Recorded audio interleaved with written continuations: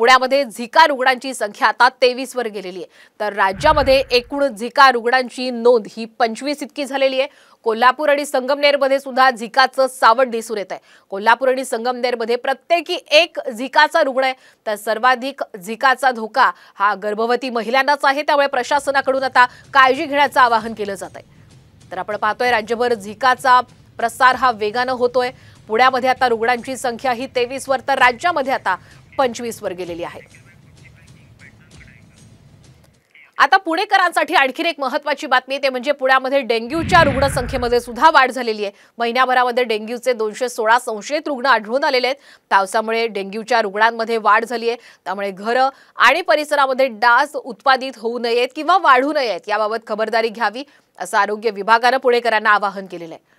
एकीकडे पुण्यामध्ये आपण पाहतोय झिकाचा धोका आहे, तर दुसरीकडे डेंग्यूच्या रुग्णसंख्येमध्ये सुद्धा वाढ झालेली आहे।